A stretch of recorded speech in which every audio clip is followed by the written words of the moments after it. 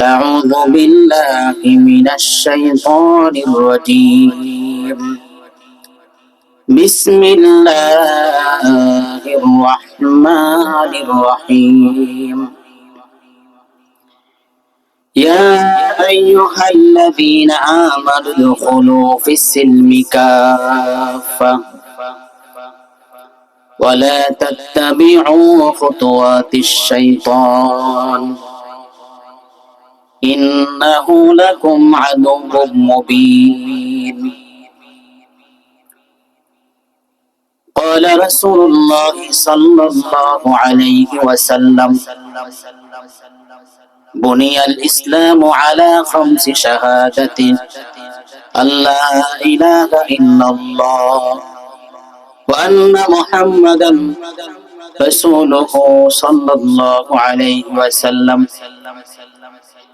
وإقام الصلاة وإيتاء الزكاة والحج وصوم رمضان أو كما قال عليه الصلاة والسلام شكرا درود شريف পড়ি اللهم صل على محمد وعلى آل محمد كما صليت على إبراهيم وعلى آل إبراهيم إنك حميد مجيد اللهم بارك على محمد وعلى آل محمد كما باركت على إبراهيم وعلى آل إبراهيم إنك حميد مجيد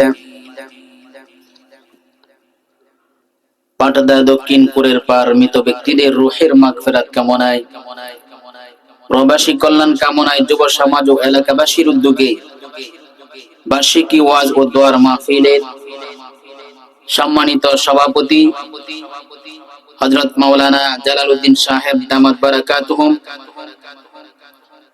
এবং সহসভাপতি হযরত মাওলানা আশরাফুল ইসলাম সাহেব দামাত বারাকাতুহুম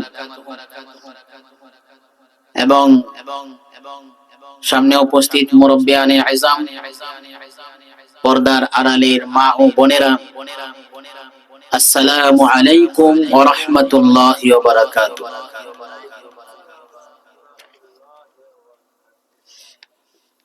আপনারা সকলে কেমন আছেন? আরো জোরে বলি আলহামদুলিল্লাহ। বান্দা যখন আল্লাহর প্রশংসা করে, দিল থেকে যখন প্রশংসা আদায় করে, শুকরিয়া আদায় করে,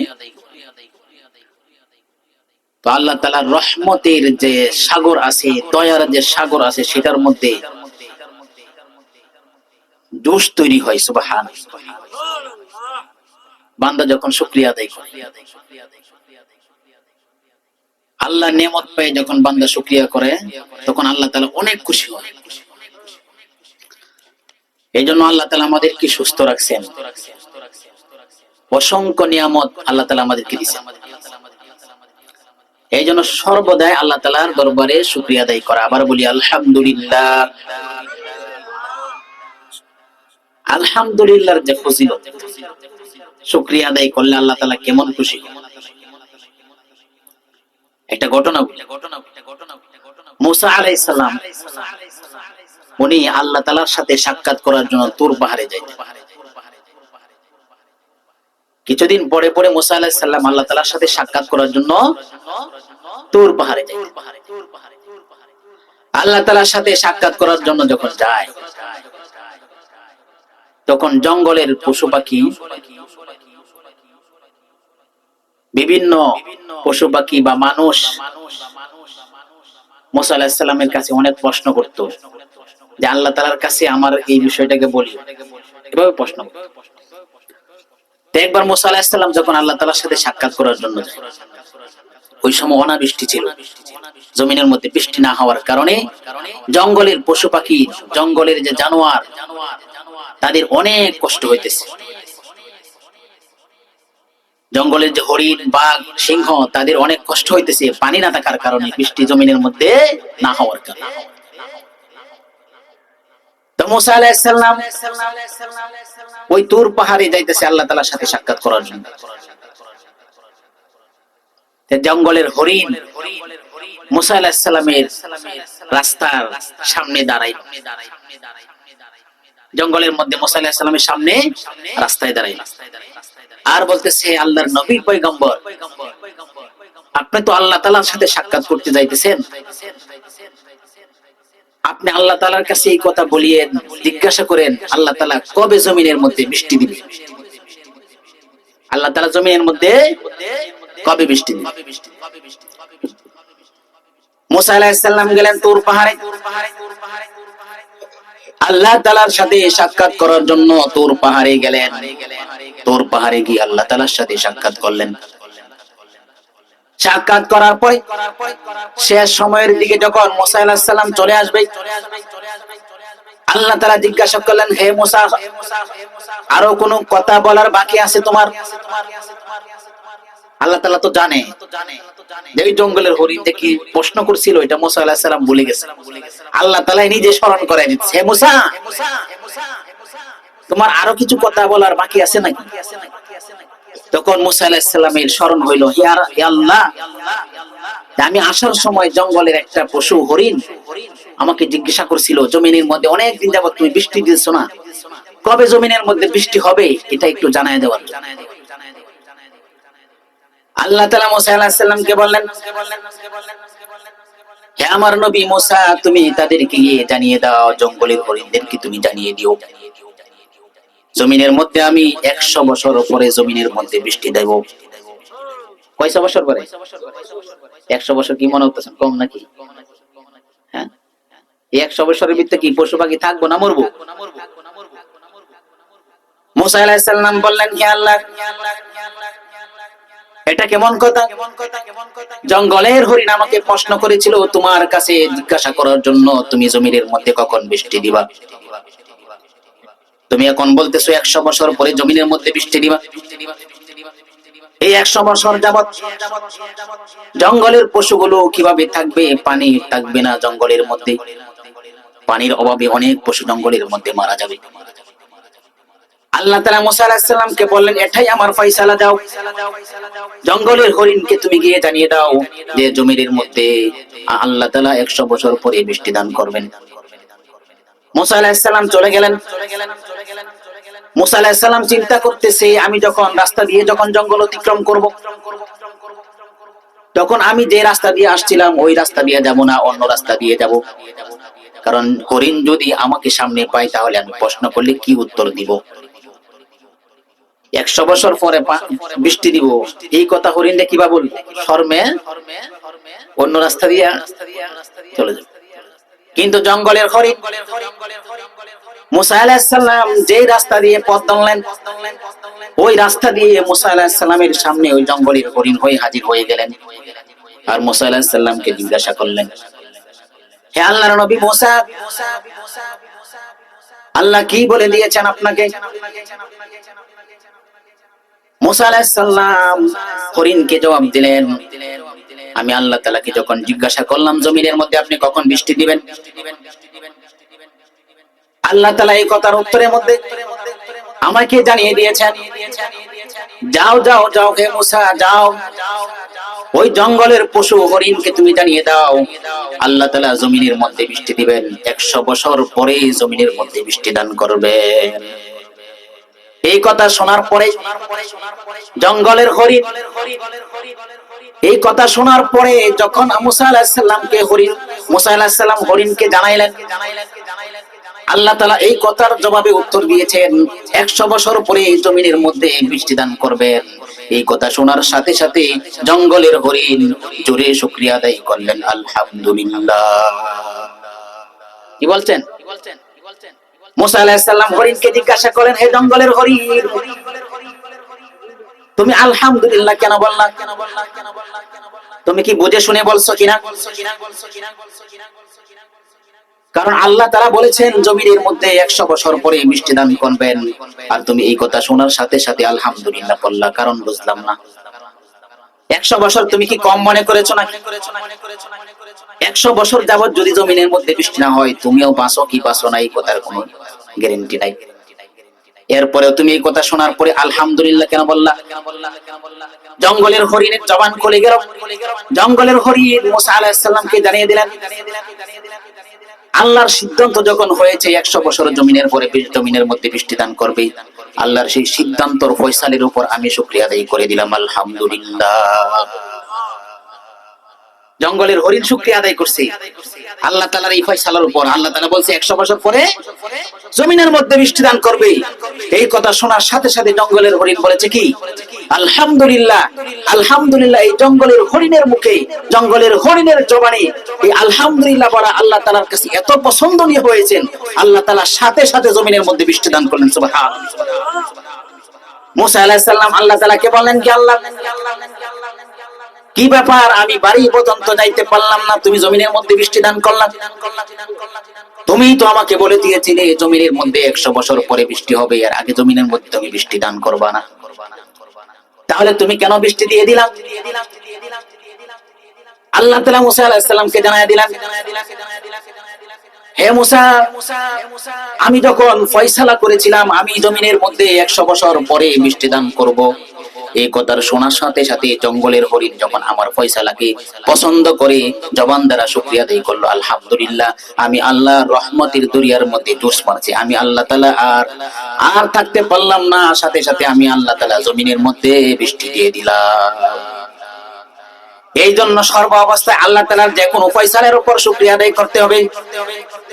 আল্লাহ তাআলা যদি আমাকে সুখে রাখে তাহলে আলহামদুলিল্লাহ, আল্লাহ তাআলা যদি আমাকে কষ্টের মধ্যে রাখে তাহলে আলহামদুলিল্লাহ। এই জন্য কি বলার দরকার আছে না নাই? আলহামদুলিল্লাহ। আবার একটু দিল থেকে শুকরিয়া আদায় করি আলহামদুলিল্লাহ। এই জন্য সর্বদা আল্লাহ তাআলার দরবারে শুকরিয়া আদায় করা। শুধু তাই না, আল্লাহ তাআলা আমাদেরকে দুনিয়ার মধ্যে মুসলমান হিসেবে পাঠাইছেন। আল্লাহ তাআলা দুনিয়ার মধ্যে আমাদেরকে ঈমানদার বানাইছেন। ঈমানের কত দাম, ঈমানের কত মূল্য। ঈমান এমন একটা জিনিস দুনিয়ার কোনো বাজারের মধ্যে কিনতে পাওয়া যায় না। দুনিয়ার বাজারের মধ্যে এই ঈমান কিনতে পাওয়া যায় না। ঈমান একটা মূল্যবান জিনিস, এই ঈমান এমন একটা দামি জিনিস। আল্লাহ তাআলা আমাকে সেই ঈমান দিয়ে দুনিয়ার মধ্যে পাঠাইছেন। সেই ঈমানের মতো দৌলত এটাও আল্লাহ তাআলার একটা দেওয়া নিয়ামত। এই জন্য এই ঈমান দিয়ে আপনাকে পাঠাইছে, আমাকে দুনিয়ার মধ্যে আল্লাহ তাআলা ঈমান দিয়ে পাঠাইছে, এই নিয়ামতেরও শুকরিয়া আদায় করতে হবে আলহামদুলিল্লাহ। কারণ হাদিসের মধ্যে আসছে আল্লাহ রাসূল সাল্লাল্লাহু আলাইহি সাল্লাম বলেছেন, সরিষা দানা পরিমাণ যার ঈমান থাকবে আল্লাহ তাআলা তাকে এই দুনিয়ার 10 দুনিয়ার সমান একটা জান্নাত দান করবে। এই জন্য সামান্য ঈমানের মূল্য কত? এই 1 দুনিয়ার সমান না, 2 দুনিয়ার সমান না, 3 দুনিয়ার সমান না। আল্লাহ তাআলা রাসূল সাল্লাল্লাহু আলাইহি সাল্লাম হাদিসের মাধ্যমে জানিয়ে দিয়েছেন, সামান্য একটু ঈমানের মূল্য হলো এই দুনিয়ার 10 দুনিয়ার সমান, তার চাইতে বেশি। যাই হোক, আমি যে আয়াত কেন তেলাওয়াত করলাম, আল্লাহ তাআলা কোরআনের মধ্যে বলেন, ইয়া আইয়ুহাল্লাযীনা আমানু দুখুলু ফিস-সিলমি কাফা ওয়া লা তাত্তাবিউ খুতুওয়াতিশ শাইতান। আমরা যে আলোচনাগুলো শুনবো একটু আমলে নেওতে শুনবো, দিলের কানে শুনবো, ইনশাআল্লাহ নিজের ভিতরে আমল আসবে ইনশাআল্লাহ। দুনিয়ার মধ্যে আল্লাহ তাআলা আমাদেরকে পাঠাইছেন আল্লাহ তাআলার ইবাদত করার জন্য। কিছুদিন পরে দুনিয়া থেকে চলে যেতে হবে, কেউ এই দুনিয়ার মধ্যে থাকতে পারবে না। দুনিয়া চিরস্থায়ী ঠিকানা নয়, দুনিয়া স্থায়ী কোনো ঠিকানা না। এই দুনিয়া থেকে সকলেরই চলে যেতে হবে, কেউই থাকবে না। যা কিছু দেখতেছি সব কিছু একদিন ধ্বংস হয়ে যাবে, একদিন কিয়ামত কায়েম হয়ে যাবে। কুল্লু মান আলাইহা ফান। আল্লাহ তাআলা কোরআনের মধ্যে বলেছেন সবকিছু একদিন ধ্বংস হয়ে যাবে, একমাত্র বাকি থাকবে আল্লাহ তাআলা। কুল্লু মান আলাইহা ফান, সবকিছু ধ্বংস হয়ে যাবে। আল্লাহ তাআলা কোরআনের মধ্যে বলে দিয়েছেন ফাইদা নুফিখা ফিস সূরি নাফখাতুন ওয়াহিদা, ইসরাফিল আলাইহিস সালাম যখন সিংহা ফু দিবে, সিংহা ফু দেওয়ার সাথে সাথে কিয়ামত কায়েম হয়ে যাবে, জমিনের মধ্যে ভূমিকম্প শুরু হয়ে যাবে। জানেননি ইব্রাহিম আলাইহিস সালামের যে সিংহা নিয়ে মুখের মধ্যে নিয়ে দাঁড়িয়ে আছেন, সেই সিংহাটা কত বড়? হাদিসের মধ্যে আসছে আল্লাহ রাসূল সাল্লাল্লাহু আলাইহি সাল্লাম বলেন, ইসরাফিল আলাইহিস সালাম যে সিংহা মুখের মধ্যে নিয়ে দাঁড়িয়ে আছেন, আল্লাহ তাআলার হুকুমের অপেক্ষায় আছেন। আল্লাহ তাআলা কখন হুকুম করবে? হুকুম করার সাথে সাথে সিংহার মধ্যে ফু দিবে, ফু দেওয়ার সাথে সাথে আসমান জমিন সবকিছু চূর্ণ বিচূর্ণ হয়ে যাবে, জমিনের মধ্যে ভূমিকম্প শুরু হয়ে যাবে। সেই সিংহা কেমন বড়? হাদিসের মধ্যে আসছে ওই সিংহার যেই দিক দিয়ে আওয়াজটা বের হবে, ওই সিংহার সম্মুখ দিয়ে মুখের মধ্যে ৭০,০০০ ছিদ্র আছে, আর এই প্রত্যেকটা ছিদ্র এমন বড় হবে, এমন বড় হবে, এমন বড় হবে, এই এক একটা ছিদ্র দিয়ে এই দুনিয়া সমান ১০ দুনিয়া যাবে আর আসবে। কি বুঝলেন? যে সিংহাটা আছে এই সিংহার মধ্যে ৭০,০০০ কি আছে? ছিদ্র আছে, সেই ছিদ্র দিয়ে সিংহার আওয়াজটা বের। আর এই প্রত্যেকটা ছিদ্র এমন বড় যে এই দুনিয়ার ১০ দুনিয়া একটা ছিদ্র যাবে আর আসবে। তাহলে ৭০,০০০ ছিদ্র মনে করেন কত বড়। সেই সিংহা যখন ফু দিবে, ফাইযা নুফিখা ফিস সূরি নাফখাতুন ওয়াহিদা, ইসরাফিল আলাইহিস সালাম যখন প্রথম সিংহার মধ্যে ফু দিবে, আল্লাহ তাআলা কোরআনের অন্য আয়াতের মধ্যে বলেন জমিনের মধ্যে ভূমিকম্প সৃষ্টি হয়ে যাবে।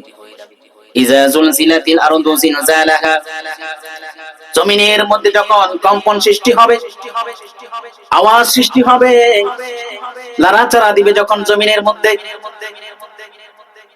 কিছুদিন আগে জমিনের মধ্যে ভূমিকম্প হয়েছিল, কিছু সময় মানুষ ছোটাছুটি করতেছে, দৌড় দিয়ে পালাইতেছে, কে কোন দিকে যাইতেছে কোনো হুঁশ নাই। সামান্য সময় আল্লাহ তাআলা কোরআনের মধ্যে বলতেছেন ইযা যুলজিলাতিল আরদু জিলজালাহা, যখন জমিনের মধ্যে ভূমিকম্প শুরু হবে, ওয়া আখরাজাতিল আরদু আসকালাহা, ভূমিকম্প হওয়ার সাথে সাথে জমিন যখন জালজালা শুরু হবে, ইসরাফিল আলাইহিস সালাম সিংহার মধ্যে ফু দেওয়ার সাথে সাথে কিয়ামত শুরু হয়ে যাবে। জমিনের নিচ থেকে সবকিছু বাইর হয়ে যাবে, জমিনের নিচে যত খনিজ সম্পদ আছে সবকিছু জমিন বের করে দিবে, আর মানুষ দৌড়াদৌড়ি করতে থাকবে। পশ্চিমের মানুষগুলা পূর্ব দিকে যাইতে থাকবে, পূর্বের মানুষগুলা পশ্চিম দিকে দৌড়ে যাইতে থাকবে, আর বলতে থাকবে এই আওয়াজ কোথায় থেকে আসতেছে, ছোটাছুটি করবে। এভাবে কিয়ামত হয়ে যাবে, সবকিছু ধ্বংস হয়ে যাবে। আর মানুষ বলতে থাকবে ওয়াকালাল ইনসানু মা লাহা, মানুষ বলতে থাকবে কি হলো, দুনিয়ার কি হলো, জমিনের কি হলো, জমিনের কি হলো, জমিন এমন অবস্থা কেন হইতেছে, কি হইলো জমিনের, দুনিয়ার কি হইলো। মানুষ সবাই বলতে থাকবে কি হলো জমিনের। এভাবে কিয়ামত কায়েম হয়ে যাবে, সব কিছু ধ্বংস হয়ে যাবে, সব কিছুই থাকবে না। সংক্ষিপ্ত আকারে বলতেছি, আলোচনা করলে সারা রাতেও শেষ হবে। এরপরে যখন সবকিছু ধ্বংস হয়ে যাবে, শুধু আল্লাহ তাআলা বাকি থাকবে। এরপরে আল্লাহ তাআলা হাসরের মাঠ কায়েম করবে। কায়েম করার পরে হাসরের মাঠে সমস্ত মানুষ থাকবে। আল্লাহ তাআলা ৭০,০০০ ফেরেশতার মাধ্যমে জাহান্নামকে মাটির নিচ থেকে উঠাবে। এই দুনিয়ায় হবে হাসরের মাঠ। জাহান্নামকে যখন তুলবে, জাহান্নাম এমন ভাবে চিৎকার করবে, হুঙ্কার দেবে মানুষকে খাওয়ার জন্য। জাহান্নামের পেটে থাকবে অনেক খিদা। জাহান্নাম আল্লাহ তাআলাকে বলবে আল্লাহ দাও দাও দাও, আমার পেটে দাও। জাহান্নামের এই অবস্থা দেখে হাসরের মাঠে মানুষগুলা ইয়ানাফসি ইয়ানাফসি করবে। আল্লাহ তাআলা এই জাহান্নামের উপরের মধ্যে পুল সিরাত কায়েম করে দিবেন। এই পুল সিরাত দিয়ে মানুষ পার হবে। যারা গুনাহগার থাকবে তারা এই পুল সিরাতের উপর দিয়ে কেটে কেটে জাহান্নামের মধ্যে পড়বে। এই পুল সিরাত দিয়ে পার হতে পারবে না, এমন একটা ভয়ানক পরিস্থিতি হবে। আল্লাহ তাআলা জাহান্নামের আগুনকে এত কঠিন করেছেন। হাদিসের মধ্যে আল্লাহ রাসূল সাল্লাল্লাহু আলাইহি ওয়াসাল্লাম হাদিসের মধ্যে বলেন, আল্লাহ তাআলা জাহান্নামের আগুনকে এমন করেছেন, এমন প্রজ্বলিত করেছেন, এমন উত্তপ্ত করেছেন, জাহান্নামের আগুনগুলা সাদা থেকে লাল হয়ে, লাল থেকে কালো হয়ে গেছে, এমন অবস্থা হয়েছে জাহান্নামের আগুন। আল্লাহ তাআলা ওই হাসরের মাঠে জাহান্নামের উপরে পুলসিরাত কায়েম করবেন। ওই পুলসিরাত দিয়ে সকলেরই যেতে হবে। এই পুলসিরাত এমন হবে 30,000 বছরের রাস্তা হবে। ওই পুলসিরাতের পুলটা হবে চুলের চাইতেও চিকন, হীরার চাইতেও দার, তলোয়ার থেকেও দার হবে। সেই পুলসিরাত দিয়ে সকলেরই যেতে হবে। দুনিয়ার যত মানুষ আছে, যত দলের মানুষ আছে, সকলের এই পুলসিরাত দিয়ে জাহান্নামের উপর দিয়ে জান্নাতে যেতে হবে। যারা কাফের হবে তারা প্রথমেই জাহান্নামের মধ্যে পড়ে যাবে। ওই পুলসিরাতের মধ্যে 7টা চেকপোস্ট থাকবে। দেখবেন বড় বড় ব্রিজের মধ্যে আগে চেকপোস্ট থাকে না? ওই পুলসিরাতের উপরের মধ্যে 7টা জায়গা থাকবে, যে জায়গার মধ্যে চেক করা হবে জান্নাতে যাওয়ার জন্য তার কাগজপত্র ঠিক আছে কিনা। সুবহানাল্লাহ। যারা ভালো কাগজপত্র গুলা দেখাইতে পারবে, ওই 7টা জায়গার মধ্যে যারা হিসাব গুলা ভালো করে দিতে পারবে, তারাই সোজা জান্নাতে চলে যাবে।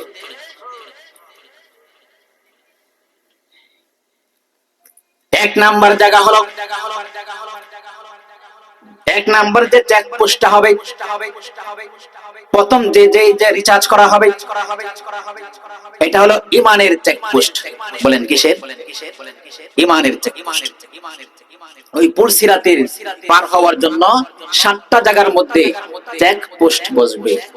ওই 7 জায়গার মধ্যে 7টা জিনিসের হিসাব নেওয়া হবে। যে 7টা জিনিসের হিসাব দিয়ে ওই যেতে পারবে, সেই পুলসিরাত পার হয়ে সোজা জান্নাতে যেতে পারবে। তার মধ্যে সর্বপ্রথম যে চেকপোস্ট বসবে সেটা হলো ঈমানের চেকপোস্ট। বলেন কিসের? ঈমানের চেকপোস্ট।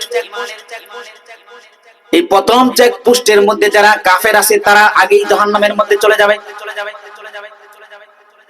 যারা হিন্দু আছে, যারা খ্রিস্টান আছে, যারা কাফের আছে, মুশরিক আছে, তারা সকলেই আগেই এখান থেকে ফেল হয়ে যাবে।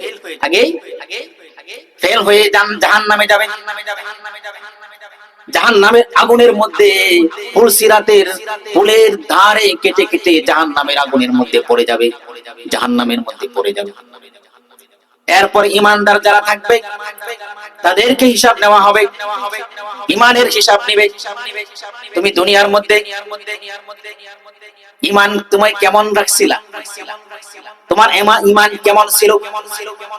তুমি কি আল্লাহর সাথে কাউকে শরীক করছো কিনা? দুনিয়ার মধ্যে শিরক করছো কিনা? কুফরি করছো কিনা? আল্লাহ তাআলা কোরআনের মধ্যে বলেন, যারা শিরক করবে, যারা শিরক করবে, কুফরি করবে, তারা ওই চেকপোস্টে, প্রথম চেকপোস্টের মধ্যে আটকে যাবে। যারা এখানে কামেল ঈমান নিয়ে যেতে পারবে, কামেল ঈমানের হিসাব দিতে পারবে, ফেরেশতারা বলবে যাও যাও তুমি সামনে আগাও। আর যদি পরিপূর্ণ কামেল ঈমান নিয়ে যদি না যেতে পারে, ঈমানের মধ্যে যদি কুফরি থাকে, ঈমানের মধ্যে যদি শিরক থাকে, তাহলে সেই ঈমান তাকে ওই চেকপোস্ট পার করতে পারবে না, সে জাহান্নামের মধ্যে নিক্ষেপ হয়ে যাবে। পুলসিরাতের নিচে যে জাহান্নামের আগুন থাকবে, সেই জাহান্নামের আগুনের গর্ত কতটুকু হবে? হাদিসের মধ্যে আল্লাহ রাসূল সাল্লাল্লাহু আলাইহি সাল্লাম বলেন 70,000 বছর, 70,000 বছর যদি ওই জাহান্নামের গর্তে যদি একটা পাথর ফেলে দেওয়া হয়, তাহলে জাহান্নামের তলদেশে যাইতে যাইতে 70,000 বছর। এই পুলসিরাতের নিচে যে জাহান্নাম থাকবে, সেই জাহান্নামের গর্ত থাকবে তেমন। যারা দুনিয়ার মধ্যে শিরক করছে, আল্লাহ তাআলার সাথে অন্য কাউকে শরীক করেছে, ওই মানুষগুলা ওই প্রথম চেকপোস্টের মধ্যে আটকে যাবে। আটকে গিয়ে জাহান্নামে পড়ে যাবে, জাহান্নামের আগুনে জ্বলতে থাকবে। কারণ আল্লাহ তাআলা কোরআনের মধ্যে বলেন, যারা শিরক করবে তারা কখনোই জান্নাতে যাবে না। মায়ুশরিক বিল্লাহ ফাকাদ হারামাল্লাহু আলাইহিল জান্নাহ, যারা আল্লাহ তাআলার সাথে কাউকে শিরিক করবে, শরীক করবে, আল্লাহ তাআলার সাথে কাউকে শরীক করবে, তাদের জন্য আল্লাহ তাআলা জান্নাতকে হারাম করে দিয়েছেন। যারা শিরিক করবে তারা হলো জালেম, তারা হলো ইন্না শিরকা লা যুলমুন আযীম, যারা শিরিক করে তারা বড় জালেম, তারা বড় ধরনের জুলুম করছে। আল্লাহ তাআলা কোরআনের অন্য এক আয়াতের মধ্যে বলেন, আল্লাহ তাআলা শিরিক ছাড়া অন্যান্য সমস্ত গুনাহ আল্লাহ তাআলা মাফ করে দিবেন, শিরিকের গুনাহ আল্লাহ তাআলা মাফ করবেন না। এই জন্য আমাদের শিরিক মুক্ত ঈমান বানাতে হবে। আমরা যা কিছু চাইবো কার কাছে চাইবো বলেন? আল্লাহর কাছে চাইবো। মাল দৌলত চাইলে আল্লাহর কাছে চাইবো, টাকার প্রয়োজন হইলে আল্লাহ তাআলার কাছে চাইবো, কোন জিনিসের প্রয়োজন হইলে আল্লাহ তাআলার কাছে চাইবো। কোন বাবার দরবারে কোন মাজারে গিয়ে আমরা চাইবো না। সেজদা দিলে কাকে দিব? আল্লাহ তাআলাকে দিব। কোন মাজারে গিয়ে পীর রেখে সেজদা দেওয়া যাবে না। অনেক মানুষ বলে যারা পীরকে সেজদা করে, তাজিমি সেজদা। কিসের সেজদা? তাজিমি সেজদা। এই ইসলাম এই নবীর শরীয়তের মধ্যে নাই, এটা ইউসুফ আলাইহিস সালামের শরীয়তে ছিল। তাজিমি সেজদা, মানুষ কি তাজিমি সেজদা করতে, কিন্তু এই শরীয়তে তাজিমি সেজদা নাই। এই কপালকে আল্লাহ তাআলা একমাত্র বানায় দিয়েছে আল্লাহ তাআলার কুদরতি ভাবে সেজদা করা। সন্তান চাইলে কার কাছে চাইবো বলেন? আল্লাহর কাছে চাইবো। সব কিছু দেওয়ার মালিককে। দুনিয়ার কোনো মানুষ কিছু দিতে পারে না, দুনিয়ার কোনো মাখলুক কিছু করতে পারে না, সব কিছু করার মালিককে আল্লাহ তাআলা। এই জন্য শিরিক মুক্ত ঈমান বানাতে হবে। শিরিক মুক্ত ঈমান নিয়ে যদি আপনি আমি দুনিয়া থেকে বিদায় হয়ে যাই, তাহলে কিয়ামতের ময়দানে কঠিন মুসিবতের দিনে পুলসিরাতের মধ্যে প্রথম যে চেকপোস্টটা হবে, যে চেকপোস্ট হবে ঈমানের চেকপোস্ট, ওই চেকপোস্টের মধ্যে যদি আমার কাগজপত্র, যদি ঈমানের কাগজপত্র তল্লাশি নেওয়া হয়, তাহলে আমার সেই ঈমান যদি কামেল পাওয়া যায়, তাহলে ফেরেশতারা বলবে যান যান, সামনের রাস্তা আপনার জন্য ক্লিয়ার। তাদের জন্য যারা দিতে পারবে উত্তর, তাদের জন্য ওই পুলসিরাতের রাস্তা আল্লাহ তাআলার নূরের আলো দ্বারা আলোকিত হয়ে যাবে। সুবহানাল্লাহ। আর যারা কামেল ঈমান না নিয়ে যাবে, তাদের জন্য পুলসিরাতের রাস্তাটা হয়ে যাবে ঘোর অন্ধকার, সামনে কিছুই দেখবে না, শুধু নিচে জাহান্নামের আগুনগুলো দাউ দাউ করে জ্বলতেছে, সেইগুলা দেখবে। আর কামেল ঈমান না নিয়ে যাওয়ার কারণে ওই জায়গার মধ্যে কেটে কেটে জাহান্নামের মধ্যে পড়ে যাবে। তো ফেরেশতারা যারা কামেল ঈমান না নিয়ে যাবে, তাদেরকে বলবে তোমরা জাহান্নামে যাও, তোমরা সামনে অগ্রসর হতে পারবে না, তারা যেতেও পারবে না, তাদের জন্য পুলসিরাতের রাস্তাটা অন্ধকার হয়ে যাবে। আর যারা কামেল ঈমান নিয়ে ওই চেক পোস্টের মধ্যে পরিপূর্ণ ঈমানের হিসাব দিতে পারবে, তারা রাস্তা সামনে আল্লাহ তাআলা নূরের বাতি তাদের জন্য জ্বালায় দিবেন। সুবহানাল্লাহ। এরপরে এই ঈমানের চেকপোস্টের মধ্যে আমাদের ঈমানকে কামেল বানাতে হবে। দুনিয়ার মধ্যে শিরক করা যাবে না। আরেকটা হলো নেফাকি করা যাবে না। কি বলেন? মুনাফিকি করা যাবে। শুধু কালিমা পড়লাম লা ইলাহা ইল্লাল্লাহ মুহাম্মাদুর রাসূলুল্লাহ, সেই কালিমা আমি পড়লাম, কিন্তু কালিমার হাকিকত বুঝলাম। আর ঈমান কি জিনিস? তাসদিক বিল জানান, ইকরার বিল লিসান, আমল বিল আরকান। ঈমান হলো আল্লাহ তাআলাকে এবং আল্লাহ তাআলা যা কিছু সৃষ্টি করছেন সব কিছুর প্রতি বিশ্বাস রাখা, তাকদীরের উপর বিশ্বাস রাখা, এটা অন্তর থেকে বিশ্বাস রাখা এবং জবান দ্বারা স্বীকার করা, আমল বিল আরকান, এবং এগুলা আমলে পরিণত করা। শুধু কালিমা পড়লাম কিন্তু নামাজ পড়লাম না, নিজের ঈমানদার দাবি করি, মুমিন দাবি করি, কিন্তু আল্লাহর হুকুম কোনটাই মানলাম না, বরং আল্লাহর বিরোধিতা করি।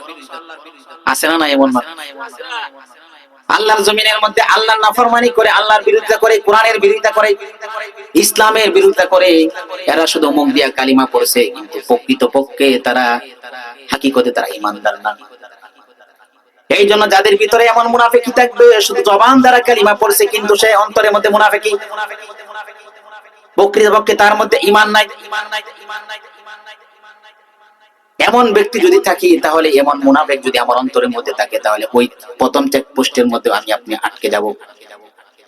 কারণ আল্লাহ তাআলা কোরআনের মধ্যে জানিয়ে দিয়েছেন মুনাফিকিন যারা হবে তাদের হাসর নাসর হবে কাফেরদের সাথে, তাদের হাসর নাসর কাফেরদের সাথে হবে, তারা কাফেরদের সাথে জাহান্নামে থাকবে যাদের ঈমান নাই। তাহলে প্রথম চেকপোস্ট কি বললাম? ঈমান। বলেন কিসের? ঈমান বানাতে হবে, পরিপূর্ণ ঈমান আনতে হবে। এই জন্য আল্লাহ তাআলা কোরআনের মধ্যে বলেন ইয়া আইয়ুহাল্লাযীনা আমানু উদখুলু ফিস-সিলমি কাফা, হে ঈমানদারেরা তোমরা ইসলামের মধ্যে পরিপূর্ণভাবে দাখিল হও। কিছু মানলাম আর কিছু ছাড়লাম এমন না, সবকিছুই মানতে হবে।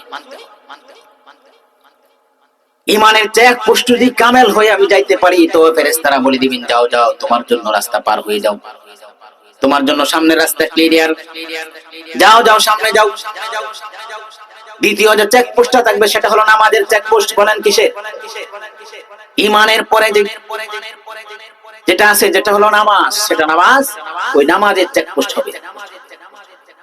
ঈমানের দাব পার হয়ে গেল, এরপরে আসবে নামাজ।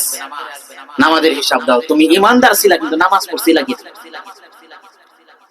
যারা কাফের মুশরিক তারা আগেই শেষ, তারা আগেই শেষ। এখন ঈমানদার যারা, তারা যাবে নামাজের চেক পোস্টে, ওখানে হিসাব নেওয়া হবে। তোমার নামাজের কাগজপত্র দেখাও তুমি দুনিয়ার মধ্যে 5 ওয়াক্ত নামাজ পড়তে কিনা। কারণ একটা মানুষ ঈমানদারের পরেই তার আমল কি? নামাজ। আল্লাযীনা ইউমিনুনা বিল গায়বি ওয়া ইউকিমুনাস সালাহ, আল্লাহ তাআলার প্রতি, গায়েবের প্রতি ঈমান আনার পরে আল্লাহর যে প্রথম বিধান আছে সেটা হলো নামাজ। এই জন্য ঈমান আনার পরে আমরা মুসলমান ঈমানদার, এই জন্য আমাদের উচিত হলো 5 ওয়াক্ত নামাজ পড়া। ঈমানের পরে কিয়ামতের ময়দানে সর্বপ্রথম যে হিসাবটা হবে সেটা হলো নামাজের হিসাব। আল্লাহ রাসূল সাল্লাল্লাহু আলাইহি ওয়াসাল্লাম হাদিসের মধ্যে বলেন আউয়ালু মা ইউহাসাবু বিহিল আবদু ইয়াউমাল কিয়ামাতিস সালাত, কিয়ামতের ময়দানে সর্বপ্রথম যে আমলের হিসাবটা নেওয়া হবে সেটা হলো নামাজের হিসাব। সেই হিসাবের মধ্যে যদি আমরা পরিপূর্ণতা করতে পারি তাহলে বাকি আমলের হিসাবের মধ্যে আমার পরিপূর্ণতা আসবে। আর ওই নামাজের হিসাবের মধ্যে যদি আমি গরমিল করে দিই তাহলে বাকি আমলের হিসাব আমার জন্য দেওয়া কঠিন হয়ে যাবে। আল্লাহ রাসূল সাল্লাল্লাহু আলাইহি ওয়াসাল্লাম হাদিসের মধ্যে বলেন ওয়া ইন সালাহাত সালাহা সাইরু আমালিহি ওয়া ইন ফাসাদাত ফাসাদা সাইরু আমালিহি। আল্লাহ রাসূল বলে দিয়েছেন নামাজের হিসাবের মধ্যে যদি সে ভালো করে দিতে পারে বাকি আমলের হিসাবগুলোও সে এই জায়গার মধ্যে দিতে পারবে। আর যদি ভালো করে নামাজের হিসাবের মধ্যে যদি গরমিল করে যায় তাহলে বাকি আমলের হিসাব সে দিতে পারবে না। এই জন্য নামাজ পড়তে হবে। দ্বিতীয় নাম্বার যে চেক পোস্ট হবে ওইটা হলো নামাজের চেক পোস্ট, ওই জায়গার মধ্যে নামাজের হিসাব নেওয়া হবে। তুমি নামাজ পড়ছিলা দুনিয়ার মধ্যে, সে বলবে আমি দুনিয়ার মধ্যে নামাজি ছিলাম, মসজিদের মধ্যে গিয়ে 5 ওয়াক্ত নামাজ পড়তাম। আল্লাহ তাআলা জানায় দিবেন তুমি দুনিয়ার মধ্যে নামাজ পড়ছো ঠিকই কিন্তু আমার জন্য পড়ো নাই, লোক দেখানোর জন্য পড়ছিলা। ওমকে তোমাকে নামাজি বলবে। বৃদ্ধ হয়ে গেছো, মেয়ে বিবাহ দেওয়ার সময় হয়ে গেছে, এখন যদি নামাজের সময় বাড়িতে বসে থাকে মানুষে খারাপ বলবে। এই জন্য মসজিদে যায়। এমন মুসল্লি আছে না নাই? আছে, এমন মুসল্লি অনেক আছে যারা সমাজের প্র্যাকটিস ঠিক রাখার লাগে নামাজে মসজিদে যায়। আল্লাহ তাআলা বলে দিয়েছেন, হাবিবকে বলে দিয়েছেন আমার হাবিব আপনি জানিয়ে দেন নামাজ রোজা যা কিছু আমল আছে সবকিছু কার জন্য হতে হবে? আমি আল্লাহর জন্য হতে হবে। বল ইন্না সালাতি ওয়া নুসুকি ওয়া মাহইয়ায়া ওয়া মামাতি লিল্লাহি রাব্বিল আলামিন। আমার নামাজ, আমার রোজা, আমার হজ, আমার সমস্ত ইবাদত হবে একমাত্র কার জন্য? বলেন আল্লাহর। কার জন্য হবে জোরে বলেন? এই জন্য নামাজ পড়তে হবে একমাত্র আল্লাহর জন্য। কারণ হাদিসের মধ্যে আল্লাহ রাসূল সাল্লাল্লাহু আলাইহি সাল্লাম বলেন ইয়াতি আলান নাসি জামানু, এমন একটা জামানা আসবে, লোকদের উপর এমন একটা সময় আসবে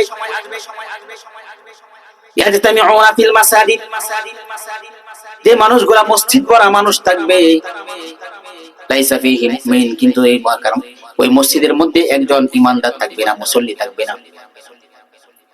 মসজিদ ভরা নামাজি থাকবে কিন্তু একজনও খাঁটি মুসল্লি পাওয়া যাবে, একজনও কি পাওয়া যেত না। কারণ নামাজের মধ্যে অনেক প্রকার আছে, অনেক প্রকার নামাজি আছে, অনেক প্রকার কি আছে, নামাজি আছে। এই যে বললাম না, দাড়ি পাকা হয়ে গেছে, অন্য গেলে মানছে কি বলবো, বাড়িতে ঠেললে পাড়া যান, বয়স হয়ে গেছে, 2 দিন পরে নাতি পুতি হইব, আর নামাজ না বললে কি করবো, সেরি বেদাল ভাই, জামাই জোড়া হইব।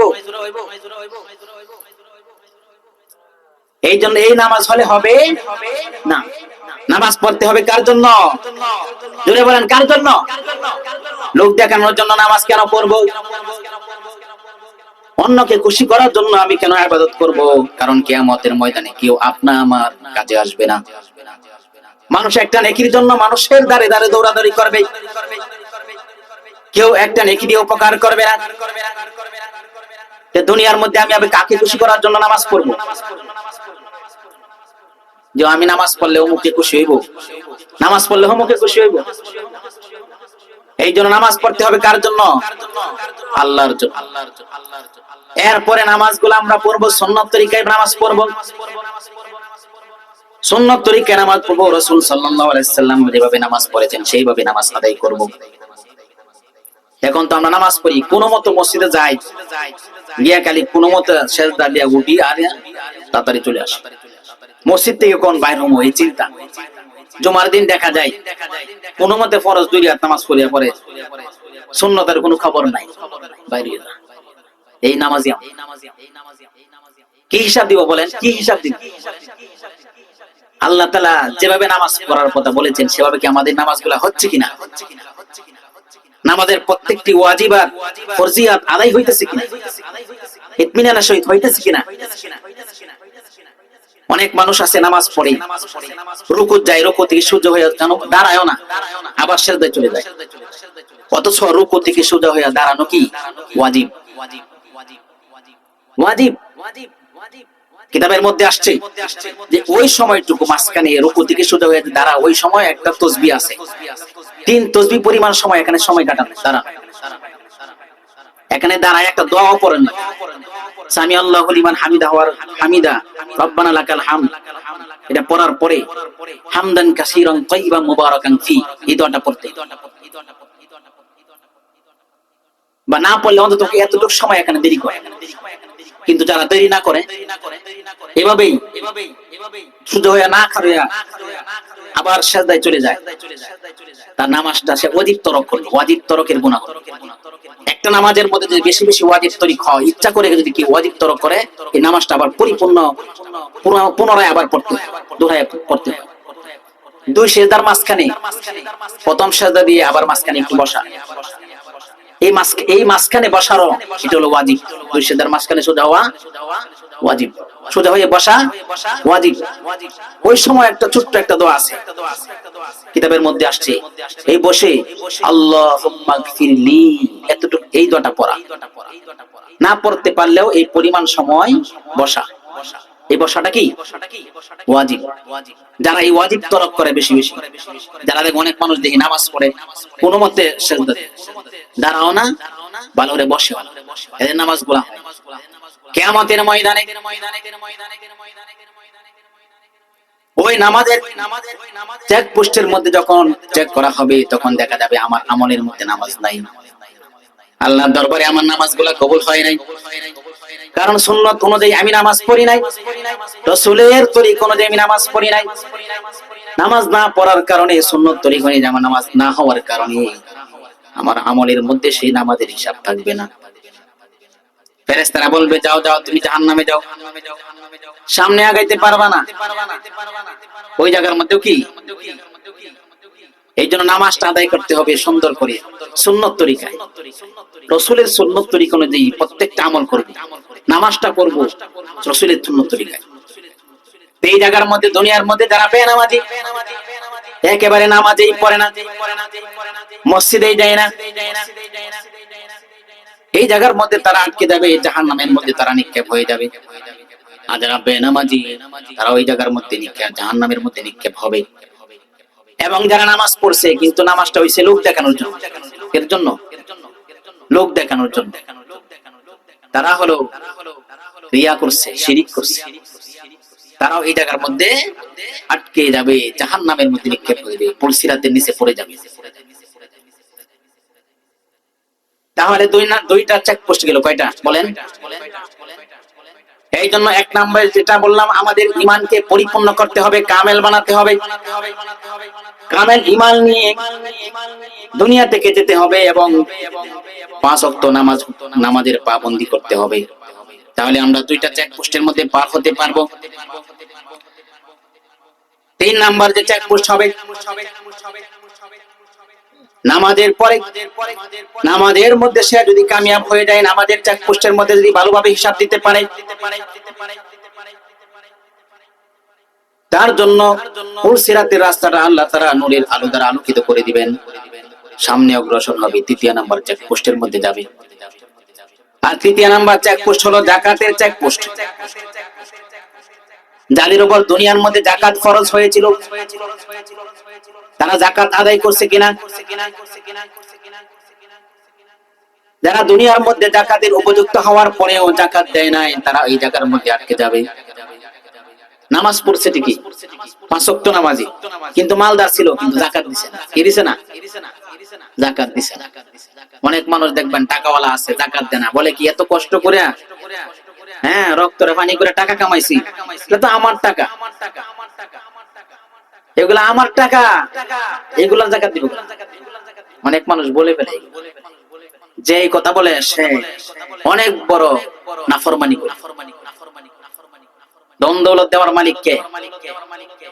দিতে কতক্ষণ, নিতে কতক্ষণ। আরে তুমি যে বলতেছো তুমি এত কষ্ট করে কামাইছো, তোমাকে সুস্থ রাখছিল কে? ওই সময় যদি আল্লাহ তাআলা তোমাকে সেই মেধাটা না দিত, শরীরটা তোমাকে সুস্থ না রাখতো, তাহলে তুমি টাকা কিভাবে অর্জন করবে? তুমি যে টাকা অর্জন করছো, এত ধন দৌলত, বিশাল অট্টালিকা করছো, এর পিছনে তো আল্লাহ তাআলা তোমাকে শরীরে সুস্থতা দিয়েছিল, তোমাকে সুন্দর মেধা দিয়েছিল। এর পিছনে সবকিছুই তো দিবেন কে? আল্লাহ। আবার বলে ক্যাটাগরি দেয় যে সবকিছু কামাইছে, আমি এটা যাকাত দিব। হাদিসের মধ্যে আল্লাহ রাসূল সাল্লাল্লাহু আলাইহি সাল্লাম বলেন, যারা দুনিয়ার মধ্যে যাকাতের উপযুক্ত হওয়ার পরে যাকাত দিবে না, তারা ওই 3 নাম্বার চেকপোস্টের মধ্যে আটকে যাবে। তাদের জন্য ওই পুলসিরাতের নিচে জাহান্নামের মধ্যে কেমন শাস্তি রাখছেন। হাদিসের মধ্যে আল্লাহ রাসূল সাল্লাল্লাহু আলাইহি সাল্লাম বলেন, ওই জাহান্নামের মধ্যে তাদের জন্য আল্লাহ তাআলা এমন একটা সাপ নিযুক্ত করে রাখছেন, সেই সাপটা বিষাক্ত সাপ। ওই সাপকে ওই যে দুনিয়ার মধ্যে যাকাত দেয় নাই, তার গলার মধ্যে পেঁচে দেওয়া হবে, আর এই সাপ তাকে দংশন করতে থাকবে, তাকে আযাব দিতে থাকবে। আর সাপ বলতে থাকবে, আনা মালুকা আনা কানসুকা, আমি তোমার ওই মাল, আমি তোমার ওই সম্পদ, ওই খনিজ সম্পদ, তোমার ওই জমানো টাকা ব্যাংকের মধ্যে যে তুমি জমাইছিলা, আমি হইলো তোমার ওই মাল। যারা দুনিয়ার মধ্যে যাকাত দিয়ে নিজের মালকে পবিত্র করে না, তাদেরকে তাদের ওই মালেই জাহান্নামের মধ্যে তাদেরকে শাস্তি দিবে। এই জন্য আল্লাহ রাসূল হাদিসের মধ্যে বলছেন, যারা যাকাত না দেয়, হালাল ইনকাম করছে, ব্যাংকের মধ্যে টাকা রাখছে, অনেক টাকা জমাইছে, কিন্তু বছর শেষে তারা যাকাত দেয় না, তাহলে তারাও হারাম খাইতেছে। কি খাইতেছে? হারাম খাইতেছে। কিভাবে হারাম খাইতেছে বলেন?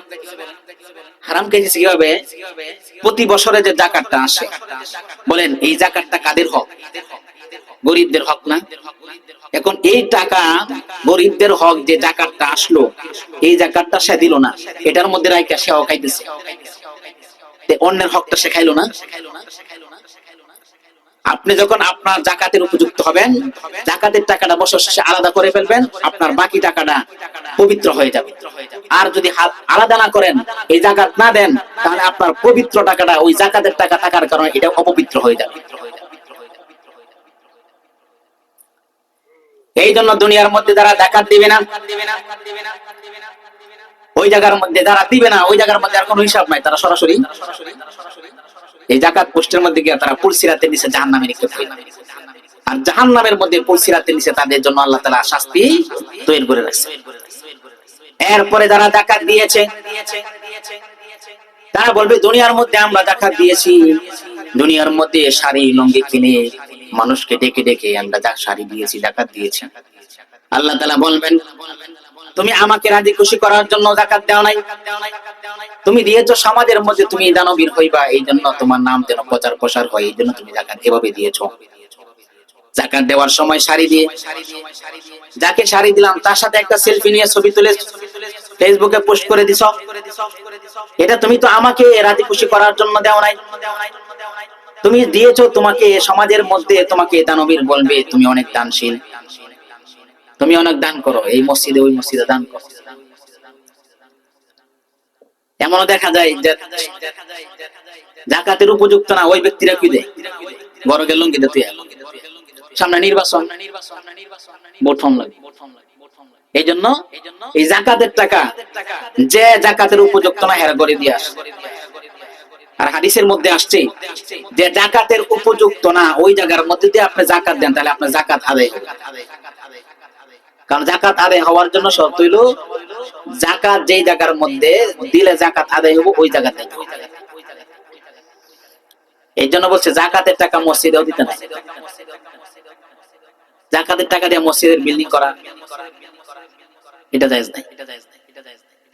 কারণ যাকাত মসজিদ তো আর ফকির না, আল্লাহর ঘর ফকির না। যাই হোক, বলতেছিলাম তৃতীয় নাম্বার যে চেকপোস্ট হবে, ওই চেকপোস্ট হবে যাকাতের চেকপোস্ট, ওই জাকাতের ওই জায়গার মধ্যে শুধু দেয়া। যদি ভালো করে যাকাতের হিসাবটা দিতে না পারে তাহলে সে কি হয়ে যাবে, জাহান্নামে চলে যাবে। সে ঈমানের মধ্যে পূর্ণতা পাইলো, নামাজের মধ্যেও যদি সে পূর্ণতা পাইলো কিন্তু যাকাতের মধ্যে সে পূর্ণতা পায় নাই, তাহলে ওই জাকাতের মধ্যে সে জাহান্নামের মধ্যে নিক্ষেপ হয়ে যাবে। আর যদি ঈমানের মধ্যে পূর্ণতা পাইলো, নামাজের মধ্যে পূর্ণতা পাইলো এবং যাকাতের যে চেকপোস্ট আছে এখানে এসে পুলসিরাতের মধ্যে পূর্ণতা পাইলো, ফেরেশতারা বলবে যাও যাও যাও সামনে অগ্রসর হও।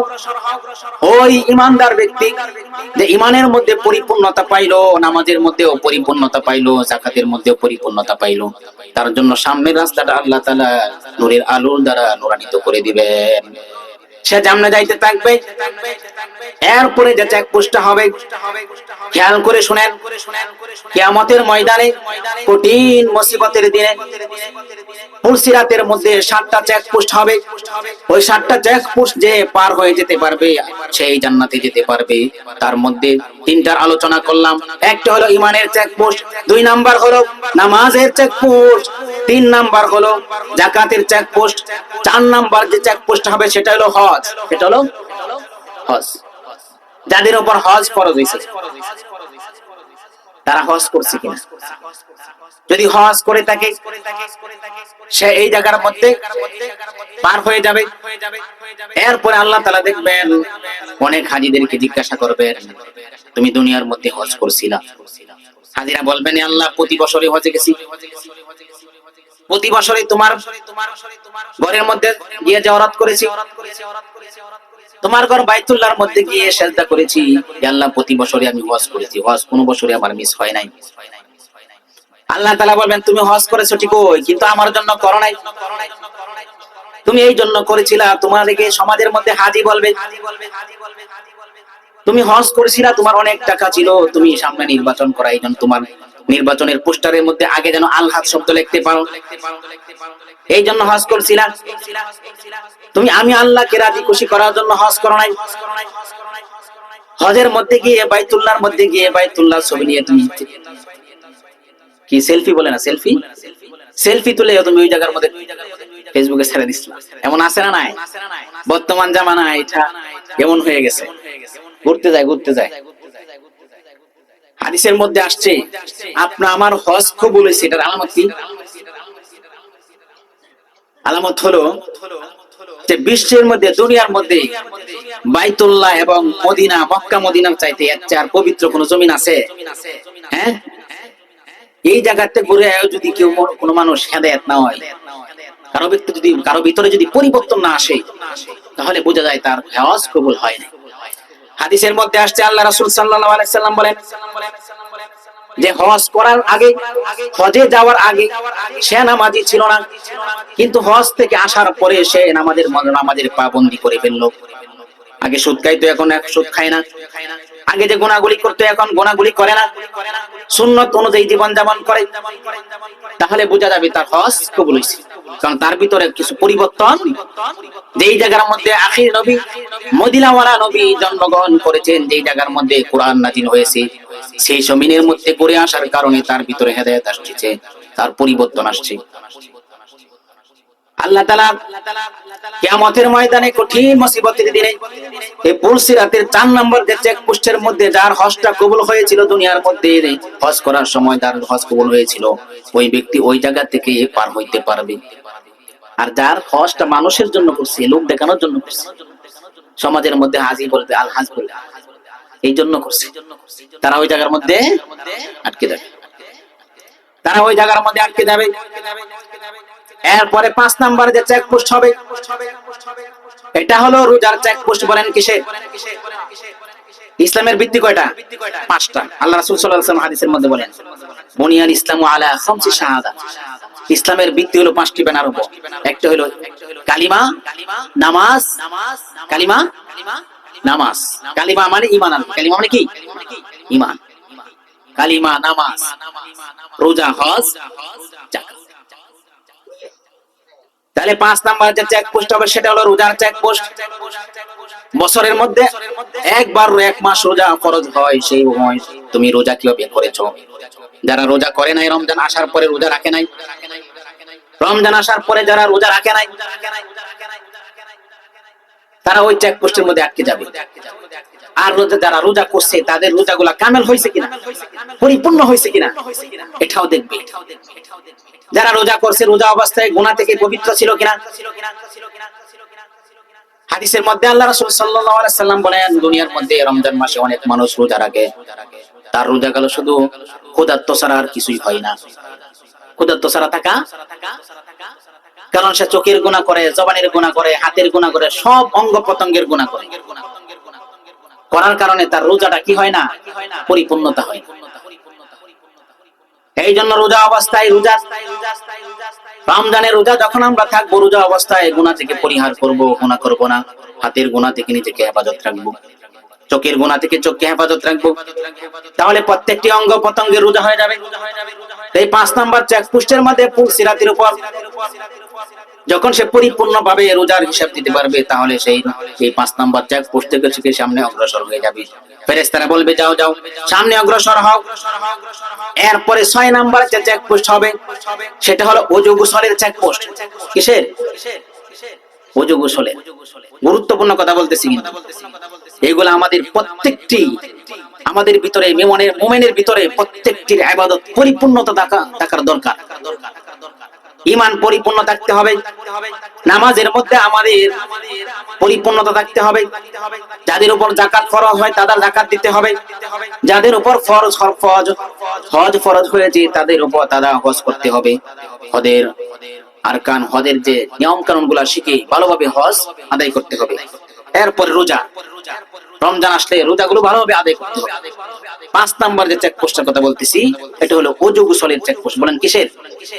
পুলসিরাতের মধ্যে 6 নাম্বার যে চেকপোস্টের মধ্যে আমার হিসাবটা নেবে, এই জায়গার মধ্যে হলো ওযু গোসলের চেকপোস্ট। আমরা অনেক মানুষ আছে ওযুর ফরজ জানি না, গোসলের ফরজ জানি না। গোসলের জানাবাত ফরজ গোসল যাদের হয়, গোসলের ফরজ না থাকার কারণে এমনি কে শরীরের মধ্যে পানি ঢাললে গামছা দিয়ে চুল মুছায়া পড়ে, কখনোই শরীর পবিত্র হবে না। গোসলের ফরজ যদি আমরা আদায় করি, অনেক মানুষ আমরা গোসলের ফরজ জানি। বলেন গোসলের ফরজ কয়টা? 4টি। গোসলের ফরজ কয়টি? 4টি না, গোসলের ফরজ 3টি। বলছি গোসলের ফরজ 3টি, ওযুর ফরজ 4টি। ওযুর ফরজ কয়টি? 4টি। হাদিসের মধ্যে আসছে যে ওযুর সময় যদি কেউ ওযুর ফরজগুলা আদায় করে, এই আদায় করার মধ্যে যদি ওযুর ফরজের মধ্যে যদি কোনো সামান্য পরিমাণ, যদি চুল পরিমাণ যদি শুকনা থাকে তাহলে তার ওযু হবে না। আর গোসলের ফরজের মধ্যে যদি গোসলের ফরজ আদায় না করে, ফরজ গোসলের মধ্যে গোসলের ফরজ আদায় না করে, তাহলে তার ফরজ গোসল আদায় হবে। তো ওই যে চেকপোস্টটা হবে 6 নাম্বার যে চেকপোস্টটা হলো ওযু গোসলের চেকপোস্ট। ওযু গোসলের চেকপোস্ট ওই জায়গার মধ্যে যারা দুনিয়ার মধ্যে এইগুলা জানেই নাই, ভালো করে ওযুই করতে পারে নাই, ফরজ গোসলের সময় ফরজ আদায় করতে পারে নাই, তারা ওই জায়গার মধ্যে আটকে যায়। কারণ ওযুর ফরজ যদি আমি আদায় না করতে পারি, এই জন্য হাদিসের মধ্যে আসছে প্রত্যেকটি কাজ যখন আমি সুন্নত তরিকায় করব, তা সুন্নত তরিকা করার দ্বারা আমার ফরজটা এমনি এমনি কি যাবে, আদায় হয়ে যাবে। তাহলে 6 নাম্বার যে চেকপোস্ট, সেটা হলো ওযু গোসলের চেকপোস্ট। ওর সিরাতের উপরে ওই জায়গার মধ্যে যে ওই হিসাব দিতে পারবে, পরিপূর্ণতা পাবে, সে সামনে অগ্রসর হয়ে যাবে। ফেরেশতারা বলবে যাও যাও সামনে যাও, সামনে অগ্রসর হয়ে যাও। 7 নাম্বার যে শেষ যে চেকপোস্টটা হবে, এটা হবে কঠিন একটা চেকপোস্ট। এই জায়গার মধ্যে দেখা যাইতেছে অনেক মানুষ ওই 6টার মধ্যে সে কামেল, কিন্তু এই জায়গার মধ্যে সে আটকে, ইমানের মধ্যে পরিপূর্ণতা পাইছে, নামাজের মধ্যে পরিপূর্ণতা, যাকাতের মধ্যে পরিপূর্ণতা, হজের মধ্যে পরিপূর্ণতা পাইলো, রোজার মধ্যে পরিপূর্ণতা পাইলো, গোসলের মধ্যে পরিপূর্ণতা পাইলো, ওযু গোসলের মধ্যে পরিপূর্ণতা পাইলো, কিন্তু 7 নাম্বার যে চেকপোস্ট হবে ওই জায়গার মধ্যে এসে সে আটকে যাবে। এটা হলো বান্দার হক। এটা কিসের হক? বান্দার হক। ওই জায়গার মধ্যে এসে উনি আটকে যাবে। কারণ হাদিসের মধ্যে আসছে, আল্লাহ রাসূল সাল্লাল্লাহু আলাইহি সাল্লাম বলেন, কিয়ামতের দিন এমন মানুষ হবে যারা পাহাড় পরিমাণ নেকি নিয়ে আল্লাহর দরবারে হাজির হবে, হ্যাঁ, কিন্তু এই বান্দার হকের এই জায়গার মধ্যে এসে সে তার কাছে অনেক মানুষ পাওনাদার থাকবে, ওই পাওনা দিতে দিতে দিতে দিতে তার সব নেকি শেষ হয়ে যাবে, কিন্তু পাওনাদার বাকি থাকবে। হাদিসের মধ্যে আল্লাহ রাসূল সাল্লাল্লাহু আলাইহি সাল্লাম বলেন, সাহাবায়ে কেরামদেরকে বললেন, হে আমার সাহাবীরা, তোমরা কি জানো সবচেয়ে অসহায় দরিদ্রকে? সাহাবায়ে কেরাম বললেন, ইয়া রাসূলুল্লাহ, ইয়া হাবিবাল্লাহ, সবচেয়ে অসহায় দরিদ্র ওই ব্যক্তি যার মাল দৌলত কম, যার টাকা পয়সা নাই, যার টাকা পয়সা কম। আল্লাহ রাসূল বললেন, না না, হে আমার সাহাবীরা, সবচেয়ে বেশি দরিদ্র অসহায় ওই ব্যক্তি হবে কিয়ামতের ময়দানে যে পাহাড় পরিমাণ নেকি নিয়ে যাবে, পাহাড় পরিমাণ নেকি নিয়ে হাজির হবে, কিন্তু মানুষের হক দিতে দিতে সে এমন অবস্থা হবে তার নেকি সব শেষ হয়ে যাবে, কিন্তু এখনো পাওনাদার বাকি থাকবে। ওই দিন ওই ব্যক্তির চাইতে অসহায় দরিদ্র আর কেউই হবে না। এই জন্য শেষ যে চেকপোস্ট হবে এটা হলো বান্দার হকের চেকপোস্ট। যারা আমরা অন্যের টাকা মারে খাই, অন্যের হক নষ্ট করি, ওই জায়গার মধ্যে আটকে যাবে। যারা গীবত করে, সমাজের মধ্যে এখন গীবত যে এমন একটা অবস্থা হয়েছে, গীবতটা গীবাতের মতো হয়ে গেছে, গীবত গীবাত হয়ে গেছে। তিনজন একসাথে হইলে একজন আরেকজনের গীবত শুরু হয়ে যায়। হাদিসের মধ্যে আসছে, যে ব্যক্তি গীবত করে, যে ব্যক্তি অন্যের গীবত করে, তার নেকিগুলা যার গীবত করলো তার আমলনামায় চলে যায়। এবং আমি যার গীবত করতেছি, যার খারাপ বয়ান করতেছি, যার ইজ্জত নষ্ট করার জন্য তার বদনাম গুলা সমাজের মধ্যে অমুকের কাছে তমুকের কাছে গায়ে গায়ে বেড়াইতেছি, ওই ব্যক্তি যদি মাফ না করে তাহলে আল্লাহ তাআলা এগুলো মাফ করে। এই জন্য কথা বলার সময় খুব হুঁশ করে কথা বলবে। হাদিসের মধ্যে আছে, মান সমাতা না যা, যত চুপ থাকবে ততই কি না যা।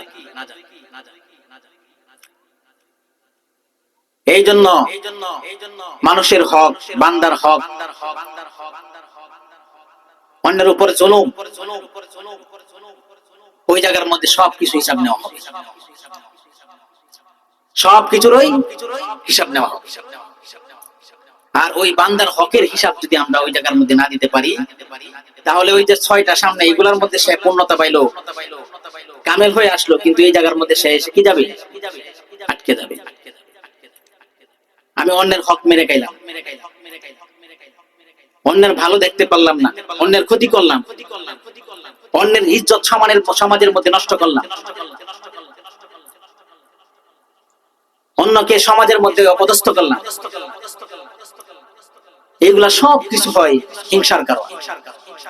মানুষ একজন আরেকজনের গীবত করে হিংসার কারণে, একজন আরেকজনের ভালো দেখতে পারে না।